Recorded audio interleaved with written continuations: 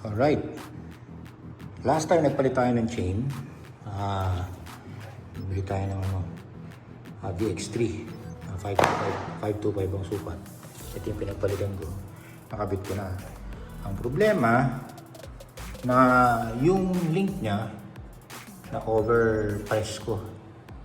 Overpress, ibig sabihin sobrang pagkakahipit.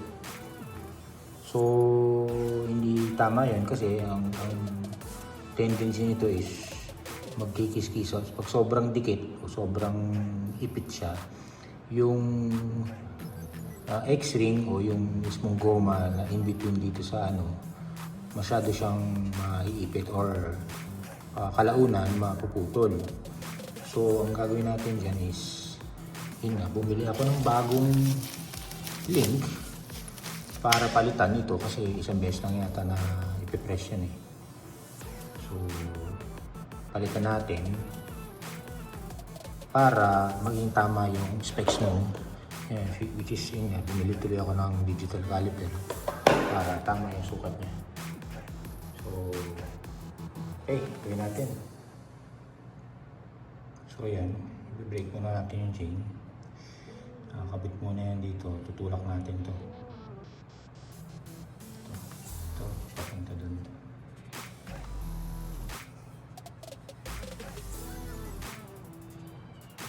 Yan ang posisyon. So ito yung isa. Nabunot na. So, ito naman ulit. Kasi dapat pares yan talaga. Palitan mo. May kabit ko ulit. Kailangan ang galing ko itong yung gulong luluwagan ko. Kasi pagka ibabalik ko na yan, hindi siya kumabanat-banat kasi siya eh. So hindi naman siya parang goma na bakal yan eh. Sabihin yung kadena, hindi yung pag kinabit mo mag-aabot agad. So luwagan natin para madali siya ikabit. Actually pwede mo naman gawin yung shortcut na re-recta mo siya, pero parang hindi ako mas mahirapan, tsaka para may adjust ko nila tuloy sa bagong niya. Babaklasin ko na yun. Babaklasin ko na lang. So ito yung link. Kaya natin yung goma. Tapos yung supply na langis niya. Salpak natin. Kapares niya.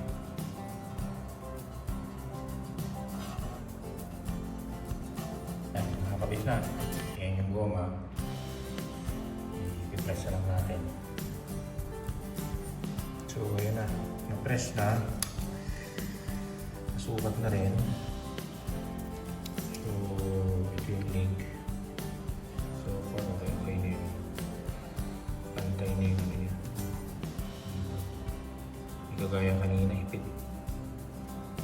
So ikakabit na natin siya. Mamaya ayusin natin. Alright, kailangan adjust na natin yung chain slack. Kailangan itong bilog na to. Kailangan pantay dito. So 5 something yan. Ito number 13. Ito naman 12. 13, 12. Okay. Sa kabila.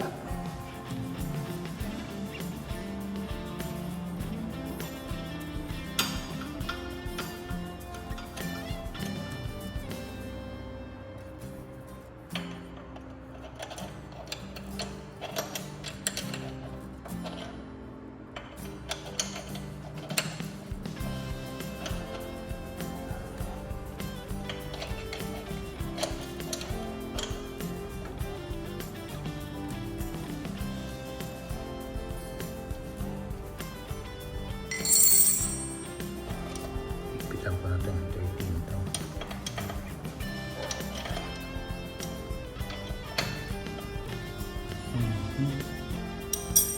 So,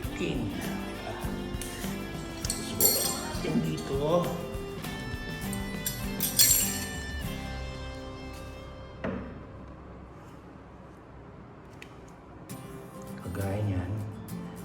mahigpit yan.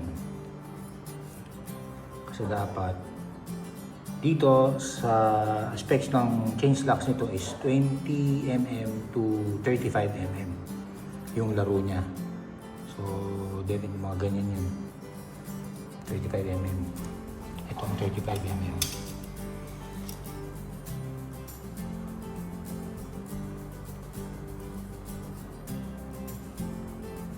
Ganyan kalaki.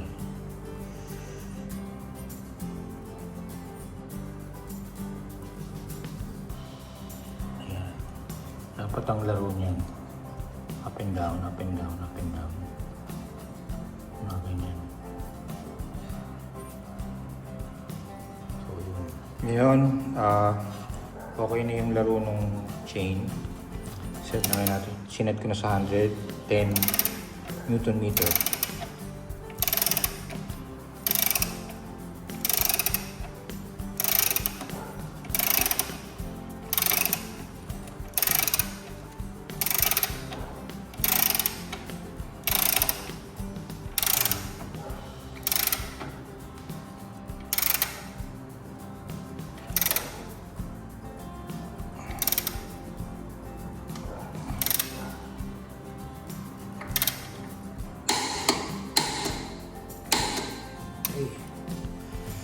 Yan, nakabit ko na.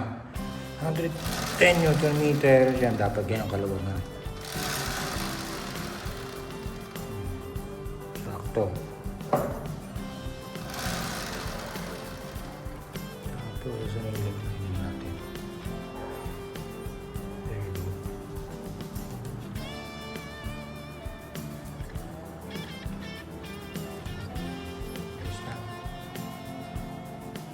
Okay, biyahe na ulit.